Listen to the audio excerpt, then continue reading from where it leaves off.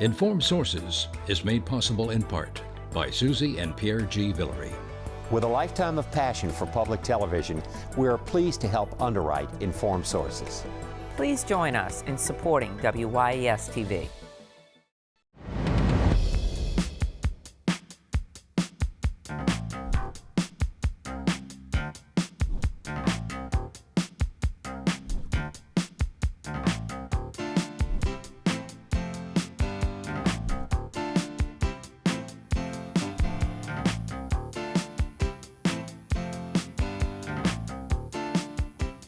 Hello, Marcia Cavanaugh. Thanks so much for joining us.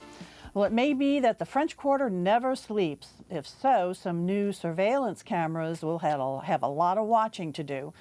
The cameras are part of a nationwide move to have more eyes from above. Another urban trend is bike lanes drawn from existing streets and now causing a furor in at least one New Orleans neighborhood. We'll be discussing these stories, plus Mayor Cantrell does a one-on-one interview. The New Orleans Council discusses mental health, advice from police consultants for the NOPD, and an historical look at mayors versus the press. On our cameras are tonight's Informed Sources, Errol Laborde, producer of Informed Sources, LeBron Joseph, news anchor and reporter, WGNO TV Channel 26, Michael Isaac Stein, reporter, The Lens, and Matt Sledge, reporter, the Times-Picayune, the New Orleans Advocate. And we're going to stay with Matt right now because the mayor has brought in some consultants to work with the New Orleans Police Department, and they have come out with some recommendations after sort of taking a whirlwind tour and observation of the department. Yeah, a couple of former high-ranking NYPD officials who were invited down to New Orleans took kind of a quick 10-day tour of the NOPD and talked to business leaders, talked to ordinary people on the street, and came up with a laundry list of suggestions. This report was ricocheting around NOPD officers this week who were really zeroing in on a proposal to move more than 200 officers from other duties to street patrol where they could respond to 911 call. This would include dozens of detectives, some of whom are currently assigned to solve major crimes. And then there was another proposal that really stood out to temporarily shutter the 2nd District Police Station, which serves uptown New Orleans, and transfer its officers to a couple of other stations. Police Chief Sean Ferguson has already kind of downplayed the changes they're going to be making. He says it won't be quite as many officers and that the 2nd District Station definitely won't be changing. Okay, so this is a report after 10 days of observations that already police brass are saying, well, probably some of this is not going to happen. Well, what do they think will happen since these consultants have been brought in to give their advice? Right. You can't make any major changes without upsetting someone. I think it's clear that there is going to be some kind of redeployment of police officers. The fact that's looming over this entire discussion is that emergency, high-priority 911 calls are being responded to in an average 31 minutes, which is just pretty far out there compared to other cities. So the NOPD, the city, are under enormous pressure to get those 911 response times under control. But they are going to have to do a balancing act because obviously people want shootings, rapes, murders, so on to be solved. And you can't do that unless you have detectives trying to solve them. Hey, that's Matt, right. Detectives' work is very, very important. Go ahead. Who's that, E? Matt, I heard Councilmember Giarrusso being interviewed yesterday by a TV station, and they were saying, Councilman, haven't we heard these ideas before? Isn't this what the council was suggesting and other agencies suggesting? And he said, yeah. So well, why are they getting all this credence all of a sudden? He says, I don't know. It's just like the administration listens to that but doesn't listen to us. Is that true, or are these like some ideas that have been around? Well, I do think there's something to that. Mayor's office, council relations are certainly at a low, and certainly many of these ideas have been trotted out before.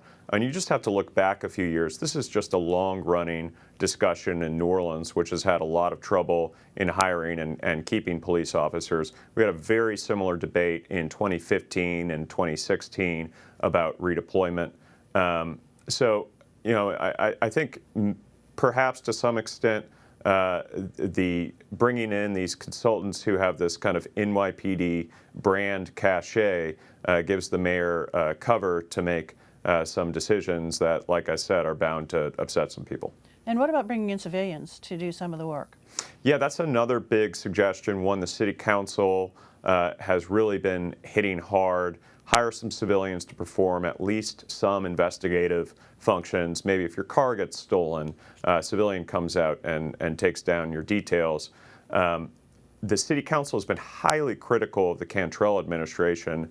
They've said that the administration is just not moving fast enough on these proposals, and the administration still hasn't laid out a plan for how many civilians they want to hire or in what roles. But Cantrell has said that this is something that she wants to pursue. Okay. Any official word from the city, from Cantrell, on this initial report, real quick?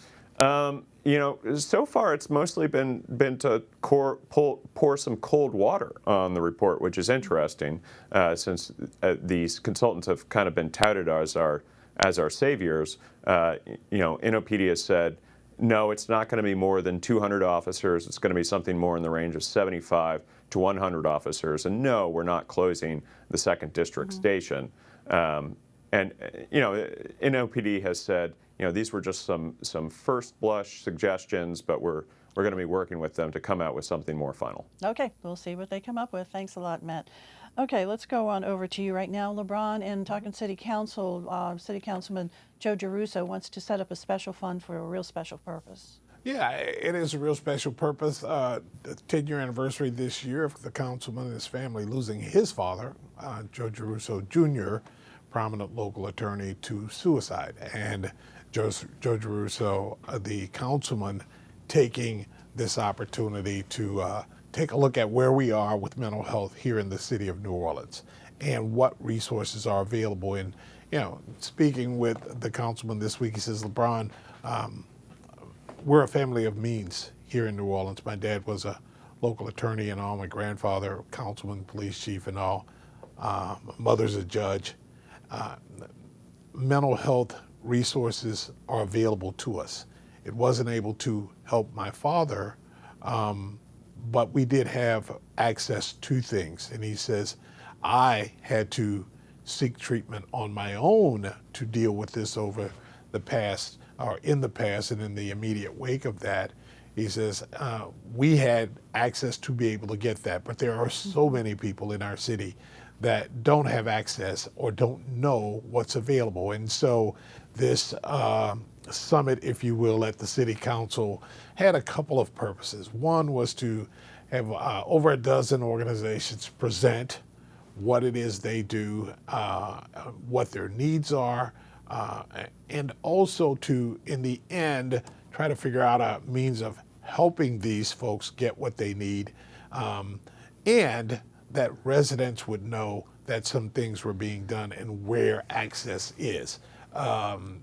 This whole deal, ultimate goal is to work under the umbrella of the United Way to develop a continuum, as he called it, so that those of us in the public would know where access to mental health resources are, from, you know, in the hospitals to schools to even neighborhood health clinics.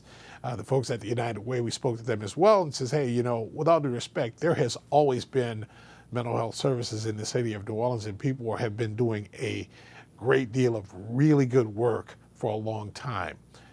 Our job is to promote that to the best of our ability. You mentioned the fund, Marcy. The startup of the fund is $150,000. Doesn't sound like a whole lot of money when you talk about, you know, mental health services for an entire city. But Joe and the United Way are hoping to sort of grow that, if you will. And this was definitely a hard thing for him to talk about, the death of his dad. But he feels it's so very important and crucial that there's some funds that each council person gets, as I understand it, and he wants to direct his to this effort. Mm-hmm. That's exactly correct. He wants to direct his to this effort. And, you know, he said that just about every presenter, because I spoke to Joe earlier today, he says, LeBron, what struck me is every presenter talked about what it is they do, but they also, to a man or woman, said that we need more funding. Yeah. And so that's a big deal. And he says, I'll do what I can, but there are other ways for us to access these funds as well. He wants to explore being able to get funding federally of what's available, statewide of what's available. What aren't we tapping into? Are there funds we can get through schools as well? And he believes that there are millions of dollars that the city and these organizations can access if pursued as a group. Okay. All righty. Thanks a lot, LeBron. Sure. Let's go on over to Michael now. And you did a piece, also council action here that is going to be involved, and that's for increased camera surveillance in the French Quarter. How would that work? And who would pay for it? Yeah, so the city council has a proposal before it right now to use about $700,000 of excess, kind of unexpected sales tax revenue to fund a plan in the French Quarter, the majority of which would be dedicated to expanding the number of cameras in the French Quarter. It would about triple the number of cameras that are currently there, setting up license plate readers at every entry and exit point of the quarter. And basically the plan would result in having a camera on basically every square block of the quarter. So pretty blanket coverage. And we can expect them to take a vote sometime in October. And before we get deeper into it, I want to give some context here, because I think a story like this can give a false impression that the city's, the expansion of the city's surveillance capabilities, that these things are usually brought before the public. And this is a rare circumstance that, because of the specific funding mechanism, the council has to approve it. But really, for the most part, these things go on behind the scenes. This is a rare opportunity for this to kind of be debated in the public. Mm-hmm. And so talk about this fund a little bit more, and why the council has to approve this. Yeah, this is money that it's a quarter-cent sales tax that only exists in the quarter. It goes to a group called the French Quarter Management District that pays for supplemental police patrols in the quarter. It's everyone knows that there's a police shortage right now. It's hard to get officers to work overtime. So their thinking is that this will supplement kind of a shortage of those officers. And is this something that they're hearing from residents and business owners, that they would like to have this increased surveillance? Yeah, according to the French Quarter Management District, it's something that at least some business owners are asking for. I haven't heard much from French Quarter residents. I really can't speak for them, but there have been businesses throughout the last few years that have spoken up, wanting more police presence and more cameras. Are they feeling that they really are seeing an uptick in crime and violent crime, particularly in the quarter? These folks who are there all the time? Yeah, I mean, I think that there's a certain perception of that. I checked the crime statistics this morning. For the most part, from what I can see, the French Quarter actually has not seen the same rise in crime we've seen in other neighborhoods. The French Quarter, both persons crimes and property crimes are right now about at the same level that we saw, in the 2016 to 2019 period. So, I think the perception is there. I'd have to dig in more to the statistics to tell you everything. But no, I think the French Quarter, the crime increase there has not equaled what we've seen in some other neighborhoods. So when do we expect a final decision to be made on these expenses to be made on this extra surveillance? Yeah, that'll be in October, and I honestly don't know how controversial it'll be. Like I said, these things usually don't enter the public domain. There's a lot of decisions that are made about the surveillance system that are not presented to the public. This is, again, a rare opportunity that the public has to wait, have some input. Okay, all right. Thanks a lot, Michael. Thank LeBron, let's go back on over to you. And you did a one-on-one with Mayor Cantrell, and interesting conversation. What did you take away? What are the high points that you took away from this conversation with the mayor? High points. Well, certainly we spent a lot of time talking about public safety, and you guys covered that a bit earlier in terms of her plan and everything. Some of the other stuff that she did speak to was the issue with Gordon Plaza and trying to get that settled. If you recall, the council has allocated $35 million or approved $35 million for the residents in that neighborhood that was built on that toxic dump to be relocated or to be moved. Since that has happened, the mayor has now stepped up to say, or the administration, I should say, to say that, hang on a second, it has to be done legally. We have to get appraisals and things of that nature, which, you know, being the mayor to be able to do this is a wonderful thing. Finally, after 41 years of these people fighting to get moved off of this landfill. However, in some camps, she's being seen as an obstructionist of not allowing this to happen as quickly as certainly the residents and some on the council have alluded to. And she says she just wants the process to be legal. That was we spent a significant amount of time talking about that. Talked also about the travel and the repayment or lack thereof of almost $30,000 in upgrade fees for her travel. She said no, she wouldn't be repaying that, that she didn't feel she needed to repay it. But she did mention a couple of issues that we hadn't heard prior to. Initially, we were told that this was a security measure, which doesn't really make a lot of sense when you consider that her bodyguard is flying in coach and she is flying first class. However, what we did hear this week was something to the effect of the mayor felt as if she said that she flies in first class because of her anxiety and that, and also for her physical health. So it's a mental health and a physical health thing. Again, Marcy, we hadn't heard that before, but if that is certainly the case, I would like to think that it's valid, you know, if that's the issue. It's just that we hadn't heard that before, and that's pretty interesting. The mayor also spoke to the issue of the recall for the first time, addressing that, and being very realistic in some ways of saying that you'll never, as mayor, please everyone. But it's not realistic, in my opinion. This is not normal behavior. You know, everyone isn't recalled. Every mayor we had there's not a call for recall to make this happen. She reiterated that she will continue to do her best to try to, you know, please everyone, even though she knows that she can't do it.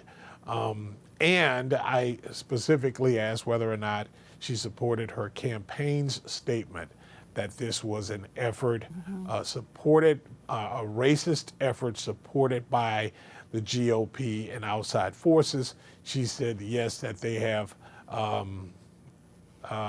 information that says that this is being done that way, both statewide and nationally.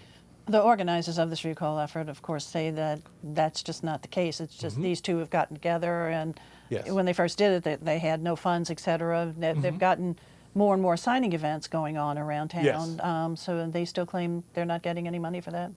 Yeah, and they still claim that, hey, this is all organic. You know, that, yeah, we're getting support, but the support is organic. This is not something that we have, you know, been propped up either by, you know, the GOP puppets or whomever that is on the right, or this evil Oz character in the back writing checks to make this happen, if you will. Okay, she also said, what caught my eye too, is that she's never overspent. In fact, she's underspent. Yes, we have not been able to confirm or deny that with any official records, but she said if you go back in her administration, in the first term and this term, she has never overspent her travel budget. She is, in fact, underspent. Okay, so I guess we will see those records maybe someday? Yes, we will. Okay, thanks a lot, LeBron. E, you wanted to talk about mayors of New Orleans in the past and also their relationships with the press, which at times could be contentious. Yeah. But first I wanted to say, if everybody who feels anxiety when flying in a plane can get into first class, there wouldn't be any more coach class anymore, okay? Including me, okay? I'd be there, okay. The, you know, last week with the funeral of Moon Landrieu, and he was very much honored during the week, and for good reason. I mean, there were some really great things said about him. He was certainly one of the important mayors that we've had. But it made me think, when he was mayor, he had a very contentious relationship with the press. This despite the fact that the press had a lot to do with him being elected. When he ran in '69, there was a real feeling we need something different, a different type of mayor. And one newspaper that existed at the time, the State's Item, not only endorsed him, but did front page editorials for several days. And so the press had a lot to do with his being elected. But as mayor, there was a lot of criticism. His time, he was really trying, he had this vision of the city of having to do new progressive things. The Superdome was being built. This was the new Orleans. We needed to do things differently. One idea was to develop Armstrong Park, which had been part of the Tremé area. That caused a lot of flack and a lot of criticism. Another area was to redevelop the riverfront, and that also caused a lot of criticism, including to one of the coffee and donut dispensers moving to Fat City. That was almost the rebirth of Fat City. So during that time, and he could be a hard guy. I mean, he could be a guy who can, who could argue back. And so he did face a lot of criticism. But in retrospect, he was an honored mayor, and especially on the race relations. And if you could just see what happened during the past week. But it's in the nature of mayors to be elected. Every mayor the city had up until Dutch Morial, who followed Landrieu, was a white male, every one of them. And the press was largely white males. All of them were criticized. And so for none of them was race or gender a reason or excuse to use. It was the nature of the job, because the job deals with the power and with the dispensing of power and with making policy decisions. The mayor's office in New Orleans is fundamentally a strong mayor's office. And so you're very susceptible to criticism. In the case of Morial, he started off with really strong support from the press, because right at the beginning of his term was or near the beginning was the police strike. And the press was very much behind his handling of it, which was very controversial, and really was overall with praised him for what he did. So it's just in the nature of mayors. You look at Ray Nagin.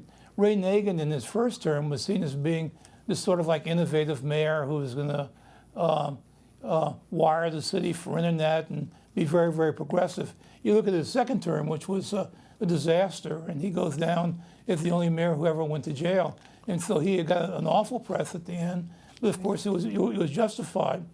But the fundamental issue, though, between newsmakers and those who cover the news is always this. The newsmaker says, hey, look at all the good things I do. Why don't you ever talk about that? And the news reporters are either, yeah, but it's the bad things that need to report it. That's what the problem is. I always make the analogy, you go to a doctor, and the doctor just tells you what's right with you and doesn't say what's wrong with you. And I think that's something that the press has to do. Well, the press does do that, that's for sure. And hopefully they do it, based on information and facts. And unbiased. But one other thing that certainly officials, the mayor or any other now have to contend with is not just criticism by the press, but social media.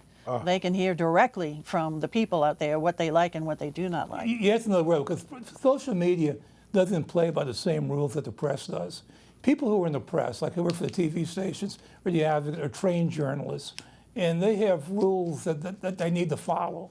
If they say something, they need to get somebody to verify it. Right. People on social media can say everything they want to, anything they want to, and then people can go and pile on after that. That's right. Okay, thanks a lot, E. Matt, let's go on over to you. And one thing that came up this week was resolved. People in Algiers did not like the bike lanes on a couple of streets, and they got their way. Yeah, talk about social media. These bike lanes in Algiers just drew a lot of fury from the people who lived and worked along Newton and MacArthur over in Algiers. They're both more kind of suburban style neighborhoods, and this was an early phase of Mayor Cantrell's much larger plan to expand the network of protected bikeways in New Orleans. The residents of these neighborhoods in Algiers felt like they weren't given enough advance notice. Many of them said they felt like they were being experimented on by the city. But I think there's also an important bit of context to remember. This is something that kind of loomed over the vote yesterday.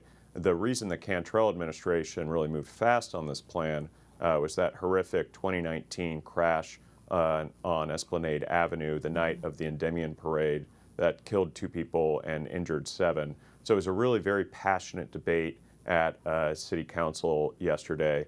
And the end vote was 7-0, which kind of obscures just how intense it got.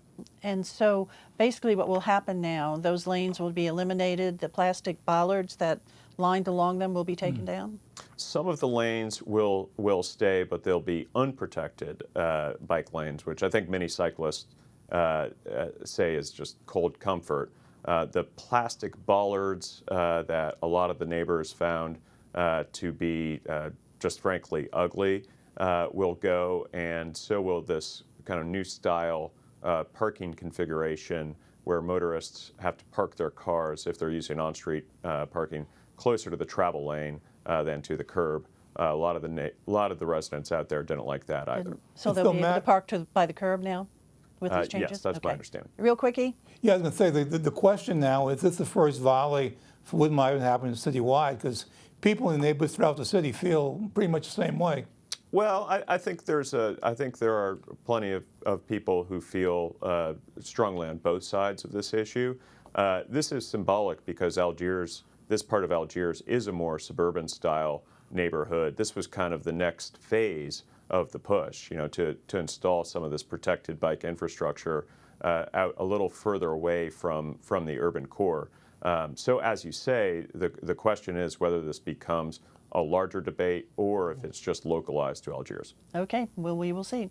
All right, guys, other stories. E, let's start with you. Well, the Mosquito Control Board will be going around the city tonight checking for mosquitoes. There is evidence of West Nile virus in the city, but none that's infected any person yet. But they want to look at the neighborhoods and see what their program is going to be to deal with mosquitoes this year. Okay. Michael, over to you. Yeah, LeBron touched on it, but I really think the Gordon Plaza relocation is one of the biggest stories in the city right now. It's a decades-long story that's really coming to a head right now, and it really now all comes down to how much the city offers residents for their properties and whether the residents accept. Okay, LeBron, over to you. Sure. Tomorrow at the Memorial Convention Center, the Urban League they're putting on what they're calling the Big Health event, and what they're trying to do is change health outcomes in the African American community. It's an entire day of family stuff and health fair. They've explained it as Health Fair meets Essence Empowerment Festival. So it's supposed to be a whole lot going on, but they've teamed with a bunch of pretty heavy partners, including Oxner, and it's all day tomorrow. All right, and Matt. I think that next week or the week after is going to be kind of put up or shut up week for Chief Ferguson. He's going to have to lay out his plan, respond to the consultant's plan, and tell us how many cops he's changing assignments for. All righty, guys. Thanks a lot for being here, and thank you all for joining us, too. We will see you again next week for Informed Sources. Have a good evening.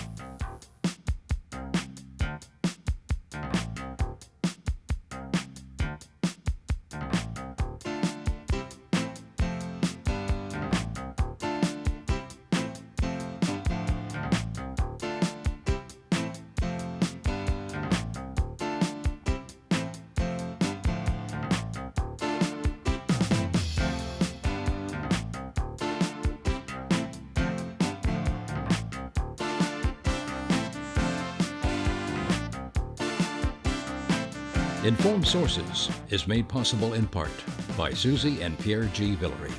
With a lifetime of passion for public television, we are pleased to help underwrite Informed Sources. Please join us in supporting WYES TV.